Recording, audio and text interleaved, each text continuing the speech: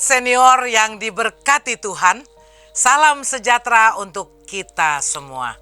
Saya Pendeta Emeritus Meta Sartika dari GKI Delima Jakarta. Sungguh bersuka cita dan bersyukur dapat kembali menjumpai dan menyapa sahabat senior dalam acara kita Jendela Hati. Renungan kita hari ini, Kamis 19 Februari 2026, ditulis oleh Pendeta Deborah Vivi dari GKI Bobotsari Purbalingga dengan judul Bukan Sekadar Kata Maaf, yang dilandaskan pada kitab Yunus 3 ayat 1 sampai 10. Sebelum membaca Alkitab dan merenungkannya, mari kita berdoa. Kami bersyukur ya Tuhan, Engkau senantiasa berkenan memberikan firman-Mu bagi kami. Firman-Mu itu adalah pelita bagi kaki kami dan terang bagi jalan kami. Biarlah firman-Mu yang senantiasa membimbing kami untuk hidup dalam kebenaran Tuhan. Berbicaralah ya Tuhan, kami siap untuk mendengarkan. Dalam nama Tuhan Yesus kami berdoa. Amin. Sahabat senior, yang akan menjadi pusat perenungan kita adalah Yunus 3 ayat 8. Saya akan bacakan untuk kita, dengarkanlah firman Tuhan. Semuanya, manusia dan ternak harus berselubungkan kain kabung dan berseru sekuat-kuatnya kepada Allah. Masing-masing harus berbalik dari tingkah lakunya yang jahat dan dari kekerasan yang dilakukannya. Sahabat senior, terlihat ada sepasang suami istri sedang bertengkar. Sang istri berteriak, "Maaf, maaf." Apa gunanya minta maaf? Kalau mengulangi kesalahan terus, aku muak dengan permintaan maafmu. Memang benar bahwa permintaan maaf tidaklah cukup untuk menebus kesalahan. Perlu sebuah tindakan untuk membuktikan penyesalan seseorang. Kisah pertobatan kota Niniwe adalah kisah pertobatan yang dramatis. Bukan hanya penduduk kotanya, tapi seluruh ternaknya pun digambarkan berselubung kain kabung.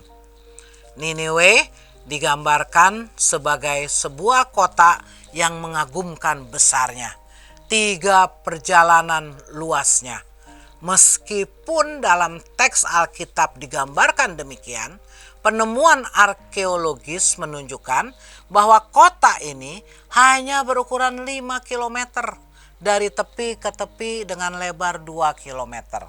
Meskipun demikian, pesan kitab ini adalah tentang bagaimana respons Raja kota Niniwe yang mendengar nubuat penghukuman bagi kotanya dan memerintahkan seluruh penduduk negeri beserta ternaknya untuk bertobat. Sahabat senior, pertobatan bukanlah sebuah ungkapan kata-kata belaka. Pertobatan yang sungguh-sungguh selalu digambarkan oleh Alkitab sebagai tindakan nyata.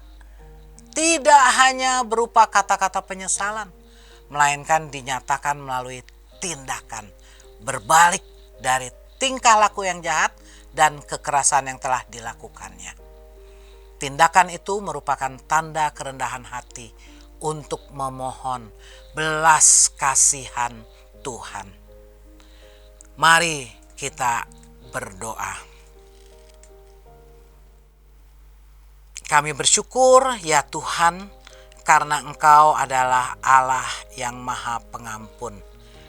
Biarlah kami menjadi anak-anak Tuhan yang selalu mau hidup dalam pertobatan.